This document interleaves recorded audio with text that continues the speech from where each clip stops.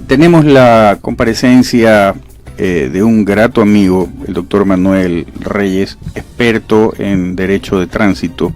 Manuel, bienvenido a los micrófonos de Radio Romance 90.1.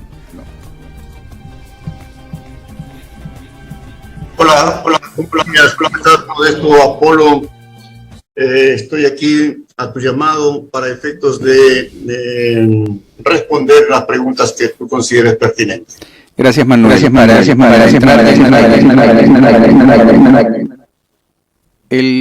poco salía en las redes sociales que una persona había tenido problemas en cuanto a un operativo,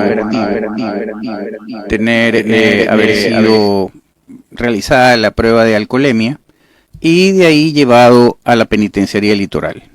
¿Cuáles son los derechos que tiene el conductor, por ejemplo, ante un operativo en el cual se le quiere hacer la prueba de alcoholemia? ¿Puede negarse a realizarla? ¿Puede pedir que sea realizada ante su abogado?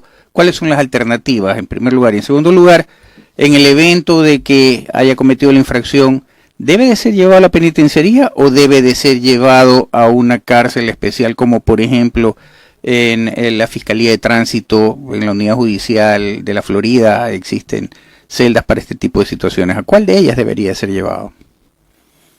Muy bien. Cuando un agente de tránsito se percata de la presencia de un conductor con síntomas de haber ingerido licor, el agente tiene que acercarse a la persona indicada y preguntarle si es que él ha tenido ingesta de alcohol, para luego, si es que no tiene el alcoholímetro, llevarlo hasta la Unidad Judicial Florida Norte para efectos de que un médico especialista le haga el examen de alcoholemia. Pero bajo ningún concepto el conductor de vehículo, por más que haya ingerido licor, puede ser trasladado a la penitenciaría del litoral. Primero tiene que someterse a un juzgamiento y de ahí ya le ponen la pena correspondiente. No existe alternativas, como por ejemplo le pueden hacer un examen psicosomático y eso de ahí puede determinar también incluso que esa persona haya ingerido licor. Pero vuelvo a insistir, bajo ningún concepto tiene ese ciudadano que ser llevado directamente a la penitenciaría. Manuel, ¿puede el conductor negarse a la realización de la prueba de alcoholemia? ¿Sí o no? Porque se han dado casos en los cuales no se ha ingerido licor, se le quiere hacer la prueba de alcoholemia y por último le dicen que sí, que tiene un elevado grado de alcohol en la sangre, lo cual no corresponde a la realidad, porque sabemos que hay malos elementos que tratan de sacar provecho de esta situación. ¿Cuáles son las alternativas del conductor en este sentido? Bueno, la negativa a este examen, pues lógicamente es la aceptación de que ese señor haya ingerido licor. Es decir, en vez de someterse a un examen de alcoholemia, su negativa le perjudica al conductor. Él tiene que, en caso que tenga la seguridad de que él no ha estado ingiriendo licor, él tiene que someterse al examen correspondiente. En todo caso, lo que puede hacer es pedir, como tú manifestabas hace unos momentos, de que sea llevado a la unidad judicial para que sea en la unidad judicial la que se le realice la prueba de alcoholemia. Claro, porque el Alcotec, que en ciertos agentes de tránsito lo tienen, eso de ahí no es tan seguro. O sea, la única manera de sacar una conclusión exacta, válida, legalmente, es que le hagan la prueba de sangre para determinar el grado de alcohol que está en su organismo. Perfecto. Otra situación, Manuel. Generalmente han habido reclamos últimamente por el tema de los fotorradares. Fotorradares que están descalibrados, que inclusive se llegó a la exageración, hablábamos con Vicky, de que se había citado a un vehículo que iba sobre una plataforma. Resulta que la plataforma es la que excedió el límite de velocidad y citan al dueño del vehículo dañado que estaba sobre la plataforma. Entonces, ¿qué hacer ¿qué tiempo tiene el usuario o el conductor para poder impugnar la multa y qué hacer para poder impugnarla? El tema es que anteriormente las impugnaciones se realizaban en las unidades judiciales de lo penal en la provincia o en la ciudad donde se haya cometido tal infracción. Lastimosamente ahora con esta cuestión de que las agencias de tránsito se han vuelto municipales, ellos dictan ciertas medidas en que no pueden ser impugnadas ante la vía judicial, sino ante la vía administrativa, negándoles el derecho a la legítima defensa que tenemos los seres humanos, o sea, que la Constitución incluso nos da esa posibilidad, ¿no? Ese derecho, mejor dicho, de la legítima defensa. No vamos a hacer la impugnación ante las unidades judiciales de lo penal, que son los encargados de determinar de pronto si esa infracción de tránsito no se cometió por el hecho de estos radares que no tienen la calibración necesaria por la falta de mantenimiento. Estas situaciones, Modesto, se dan porque la falta de financiamiento para estar chequeando o calibrando los radares en su debido tiempo, pues no lo hacen. Entonces se descalibran y comienzan estos abusos en contra del conductor. El conductor nunca ha sido notificado, simplemente le notifican cuando ya se ha iniciado un juicio coactivo o cuando ya a través de ese juicio coactivo pues empiezan a invagar las cuentas corrientes, las cuentas de ahorros, y cuando uno quiere hacer el reclamo correspondiente le dice que no, que él ya fue notificado vía correo o lo que sea, y ese reclamo ya no funciona. Es decir, nos encontramos en completa indefensión con respecto a estas impugnaciones a las citaciones de accidentes de tránsito o de infracciones de tránsito. ¿No cabría ahí una acción de protección, por decirlo de alguna manera? Porque la verdad es que, como tú bien dices, estamos ante una situación de indefensión, que de hecho conozco el caso de una persona que le están cobrando 4 y 5 veces la misma infracción. Sí. Justamente tuve hace pocos días una situación de un amigo mío que había sido detectado a través de las cámaras de seguridad que había invadido el carril exclusivo de la Metrovía. Tenía aproximadamente 10 fotografías que supuestamente había invadido ese carril de la Metrovía. Pero ¿qué sucede? Que la Agencia de Tránsito Municipal de Guayaquil le pone una multa de $450 por esa multa. Y a partir de la segunda infracción sobre ese tema, le cobran el doble, o sea, aproximadamente $850 por esa infracción. Más resulta que el Código Orgánico Integral Penal que determina las multas de tránsito es el 10% de un salario básico, es decir, estamos hablando de $45. La supremacía de la Constitución determina que la forma en que debe de aplicarse las leyes es las leyes orgánicas, las leyes comunes, los reglamentos y posteriormente las ordenanzas municipales. Pero ¿qué sucede? Que los $450 por esa infracción de tránsito está regulado por una ordenanza municipal que está muy por debajo de la ley orgánica. Eso de ahí realmente es un abuso, y ellos, dándose cuenta de este problema, ahora han bajado al 50% de los $450, y la reincidencia, que son $850, lo bajaron a $450.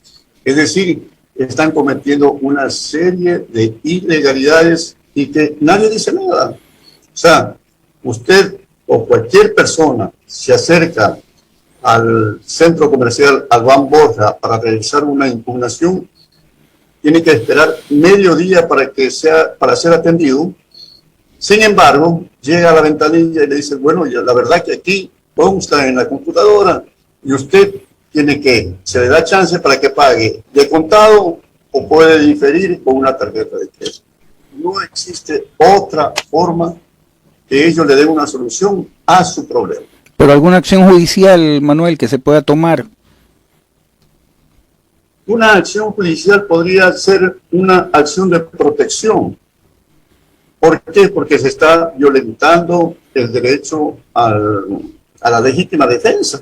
Porque si yo me paso por una emergencia, el carril exclusivo de la Metrovía, yo no puedo justificar esa emergencia, pero no tengo a dónde presentar.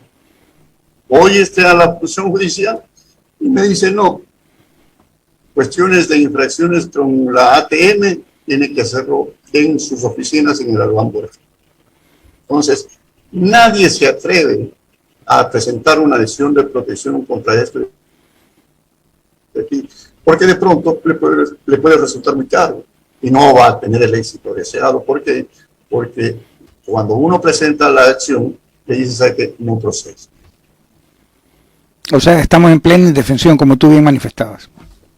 Estamos en plena indefensión, nadie hace respetar la Constitución. Si bien es cierto, la misma Constitución les dio la oportunidad a las municipalidades del Ecuador para que ellos controlen el tránsito en sus ciudades, pero lastimosamente esto ha traído una serie de aspectos violentos, ultrajantes en contra de los ciudadanos. Entonces, no hay autoridad administrativa y judicial donde uno pueda acudir para hacer los reclamos correspondientes. Otra situación que se presenta normalmente o comúnmente, más que normalmente, es cuando existe algún tipo de incidente, por ejemplo, con transportistas. Ejemplo, un roce con un taxista o un colectivero de esos que se creen dueños de la ciudad y de las calles, lo choca uno y resulta que pareciera ser que ellos son no solo los dueños de las calles, sino los dueños de la propiedad ajena inclusive, en el sentido de que te dicen, sabes que no tengo plata para pagarte y bien, gracias. ¿Qué se puede hacer ante eso? Bueno, existe un seguro para accidentes de tránsito mismo que está contemplado en las matrículas, que se llama el SOAT. Pero lastimosamente para hacer efectivo ese beneficio, tiene que someterse a una serie de trámites. Primero, que sea la denuncia. Segundo, el parte policial. Y si no tiene esos dos elementos, prácticamente no puede acudirse hasta esta instancia del SOAT para poder ser reconocido en caso que uno de los dos vehículos tenga seguro. Porque si es que no tiene seguro esos vehículos, por supuesto que no va a tener posibilidades de recuperar sus daños materiales. Como dices, muchos, no solamente del servicio urbano, sino muchos conductores particulares se pasan la roja, hacen lo que sea y se producen este tipo de accidentes de tránsito. Pero ¿qué sucede? Que un juicio que se supone es especial, que la instrucción fiscal dura solamente 45 días. Pues son juicios que se demoran 2, 3 y hasta 4 años hasta que se culmine ese juicio. Es decir, si los daños materiales ocasionaron un costo de $1,000, la persona afectada termina pagando en todo el proceso hasta $5,000. Es decir, no es negocio de ninguna naturaleza hacer este tipo de acciones. O sea, la ley está presente, pero no se cumple. Es realmente increíble. Sí, lastimosamente la ley está ahí, pero no se cumple, porque tiene retrasos en el tema de fiscalía, tiene retrasos en el tema de la función judicial. El señor fiscal inicia una investigación previa que demora 2, 3 años, cuando la ley le dice que una investigación previa no puede estar por más de 1 año y él tiene que mandar al archivo. Pero sin embargo, inician una instrucción fiscal a los 2, 3 años y ahí recién a juicio. Entonces, eso de ahí, en cuestión de tránsito, la verdad que es un problema. Mucha gente termina abandonando las instancias judiciales por este retraso judicial. ¿Qué pasa cuando tienes un incidente o un conductor tiene un incidente con un motociclista? Tenemos una polución de motociclistas ahora con estas historias de las plataformas de reparto, invaden carriles y tal, pero resulta que según la ley, de lo que yo recuerdo, tiene prioridad el más débil, entre comillas, ¿no verdad? El vehículo más liviano. Pero sin embargo, esta suerte de panal de abejas que a veces se convierten en las ciudades con estos motociclistas del tema de repartos, ¿qué opción tiene un conductor de un vehículo liviano ante una situación de incidente con estas personas? Bueno, en cuestiones de tránsito no existen categorías. El conductor es de motocicletas, de vehículos, y el que comete la infracción pues tiene que ser sancionado. O sea, ninguno tiene un privilegio porque la ley no le otorga eso. Lamentablemente no hay una ley que le diga que los señores de las motocicletas tienen que ir por un carril y que no tienen que hacer esa forma como lo hacen, que se van por un lado y se van por otro lado. En ciertas calles de aquí del centro de Guayaquil han hecho unos corredores para ciclistas, pero generalmente ha sido un gasto que no tiene razón de ser, porque ningún ciclista pasa por esa zona que ha hecho el municipio de Guayaquil. Eso deberían de hacer con los motociclistas, que les den un carril exclusivo para que ellos vayan, porque justamente los accidentes de tránsito se dan porque estos señores motociclistas se cruzan ante cualquier vehículo. Manuel, referente al tema de la acción ciudadana, mucho vemos que existen abusos por parte a veces de la autoridad de tránsito. ¿Cuál es la opción que tiene el ciudadano para denunciar aquellos abusos? Sobre los agentes de tránsito. Efectivamente. Ya. Bueno, ellos tienen la opción de acudir ante la Empresa Pública Municipal de Tránsito y Movilidad de Guayaquil, EP, y poner la correspondiente denuncia. Mal accionar de un agente de tránsito. Recuerdo que cuando la Comisión de Tránsito del Guayas tenía potestad en la ciudad de Guayaquil, lógicamente se veía la presencia física del uniformado. Pero ¿qué sucede? Que ahora no se requiere eso. Simplemente la cámara le toma la fotografía y el conductor prácticamente haya o no cometido la infracción, lo ponen a punto. O los señores agentes de tránsito ya no dan tránsito en la ciudad. Los señores agentes de tránsito están dirigidos específicamente a la sanción.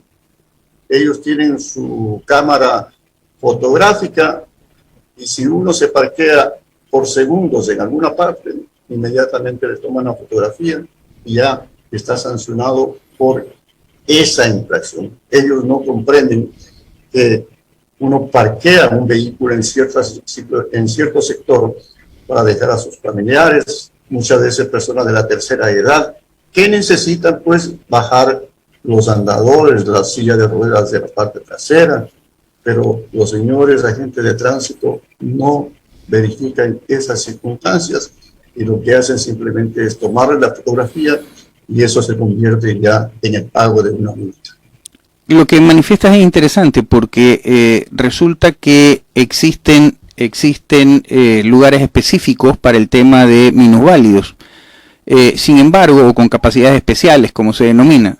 Sin embargo, existen vehículos estacionados en estos lugares y los que realmente necesitan se ven en la necesidad de hacer lo que tú acabas de manifestar y resulta que son ellos multados y no los infractores que están ocupando un espacio que no les corresponde, porque tengo entendido de que a más del sticker oficial que da la entidad de tránsito, deben de haber placas también en las cuales se especifica que el propietario de ese vehículo tiene capacidades especiales y que requiere justamente de esos espacios.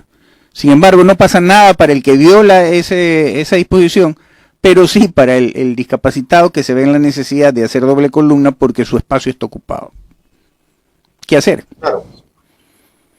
Como te decía anteriormente, la presencia física de los agentes de tránsito ya no están en las calles. Están en unas motonetas, están en unas motos, están en unas pasolas eléctricas, pero ya a pie, controlando el tránsito, no están. Ellos llegan justamente a la parte trasera de un vehículo, lo que hacen simplemente es tomarle la fotografía de la placa y eso genera la multa.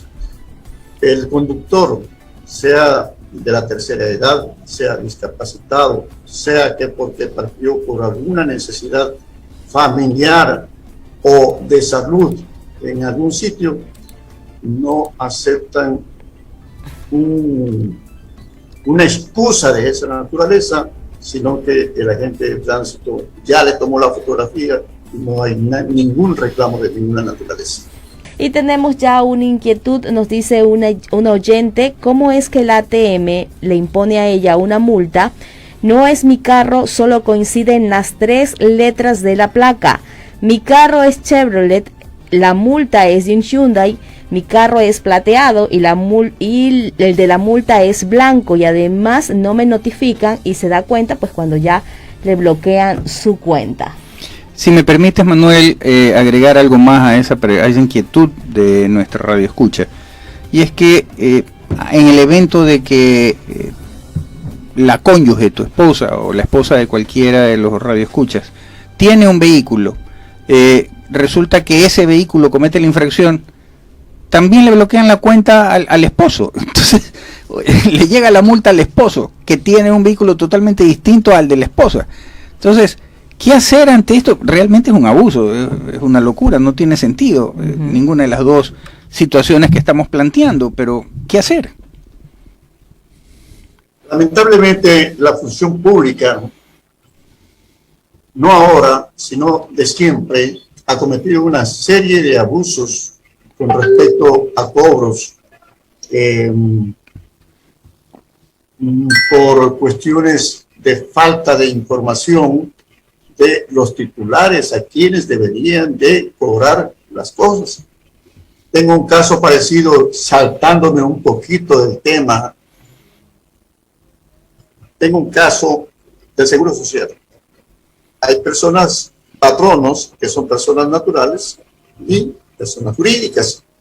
Pero ¿qué sucede? Que en las personas jurídicas, cada vez y cuando van cambiando de gerente, de representante legal, y a ese deberían de ser notificados con respecto a los juicios colectivos. Pero no, se basan en información vieja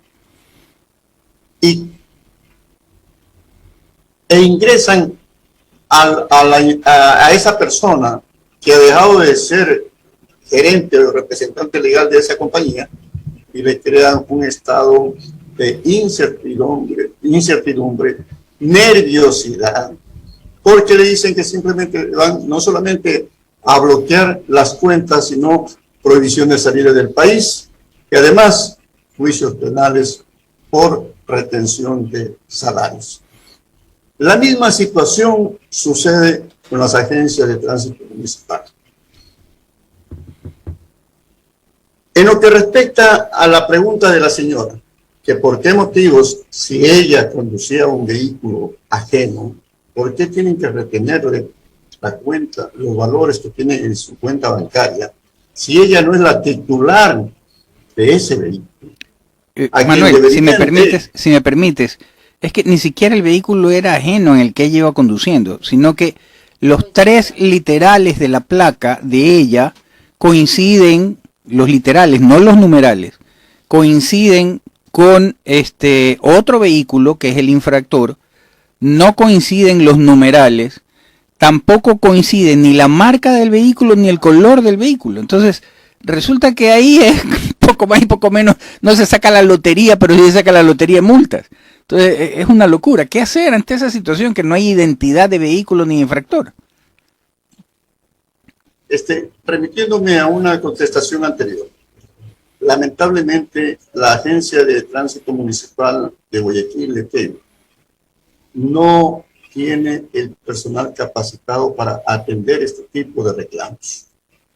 Porque, vuelvo a insistir, las oficinas que están ubicadas en el Centro Comercial Albán Borja son unos muchachitos que simplemente se basan en que le reflejen la pantalla y le dicen, ¿va a pagar de contado o va a destruir con su tarjeta? No le informan absolutamente de nada. Señor, esta placa no me corresponde. No es mi placa. Yo nunca he pasado por ahí. Por otro lado, señor, ¿cómo pueden haberme iniciado un juicio coactivo si ustedes no me han notificado con la infracción que supuestamente he cometido? Entonces, es decir, estamos, Modesto, en un estado de indefensión que creemos que acudiendo o pasando el tiempo en el Albán Borja durante todo un día para que le atiendan, resulta que cuando llega a la ventanilla se queda prácticamente sin respuesta a lo que uno va a preguntar. De nada serviría recurrir al defensor del pueblo, por ponerte un ejemplo. Bueno, debería de ser él la persona indicada, para eso está él, para que se haga respetar los derechos de los ciudadanos. Pero eso no interrumpe el tema de la multa ni los plazos, ¿o sí? Pero lastimosamente estos señores solamente son funcionarios de escritorio y nada más. No les interesa, no se alcanzan con las denuncias presentadas en su despacho, menos se van a estar preocupando de estas cosas. Terrible. Tenemos otra inquietud. ¿Qué hacer con las multas por radar que sabemos que están defectuosos? Existió una disposición superior para efectos de calibrar los radares, porque en efecto así se determinó que estaban descalibrados y que esas multas quedaban sin efecto. Eso está ya definido y él puede impugnar, dependiendo de la fecha en que haya cometido la infracción, ante las autoridades correspondientes. Bien, no sé si tenemos otra consulta. Manuel, ¿qué sucede cuando, de acuerdo a la ley de tránsito, cuando uno golpea un cono es casi como atropellar a un oficial de la autoridad? Eso por lo menos en algún momento se manifestaba así, y de hecho la multa que te viene es terrible porque es como si hubieras atropellado a un oficial de tránsito. ¿Qué hay de cierto en aquello o simple y llanamente es un pretexto más para tratar de extorsionar al conductor? Bueno, eso no es infracción de tránsito. Lamentablemente los conos no se puede poner en cualquier parte. La vía es pública. a no ser que esos conos hayan sido colocados para hacer un operativo específico determinado por una autoridad competente, pero no existe infracción de tránsito al dañar esos conos. ¿Qué pasa cuando un vehículo está obstruyendo la salida de una rampa de un domicilio? Sobre todo esto se ve en Urdesa, en que tienes los parquímetros benditos estos, y la mayoría de la gente, para no tener que poner el dinero en el parquímetro, toma las calles contiguas e invaden y truncan la salida de esa vivienda. ¿Qué acción tomar y qué responsabilidad tiene la autoridad de tránsito referente a aquello? Porque en resumidas cuentas te están dejando prisionero dentro de tu casa, ¿no? Ujú. Sí, lamentablemente esa situación no ha sido normado, porque los garajes, primero que tienen que ser autorizados por la autoridad competente para efectos de tener el libre tránsito e incluso pues de utilizar las aceras para ingresar al garaje. Pero eso de ahí no está normado.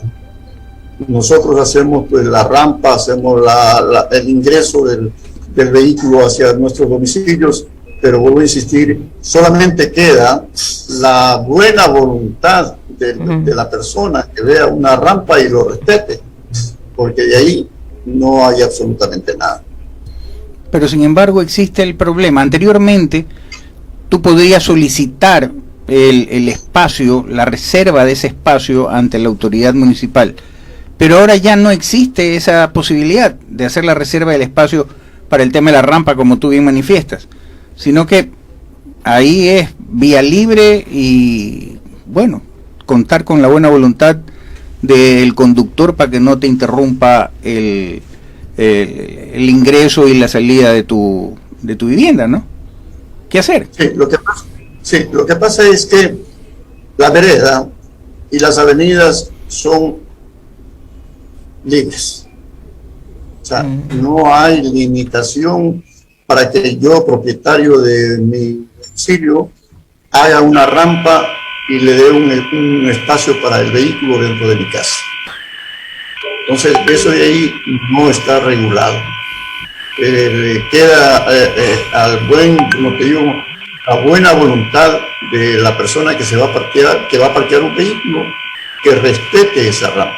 Pero aunque tú le pongas en tu puerta de entrada del garaje el nombre garaje, nadie te va a respetar ni te van a hacer respetar, porque decir, bueno, o sea que enséñeme el permiso municipal para que usted pueda utilizar este vehículo. Claro. Manuel, no me queda más que agradecerte por tu intervención, muy claro en tu exposición, y agradecerle a los radioescuchas de Radio Romance 90.1. Ya tendremos oportunidad de volver a conversar. Agradeciéndote. Gracias, Modesto. Te agradezco mucho por haberme tomado en consideración y siempre estaré a las órdenes. Gracias. Gracias.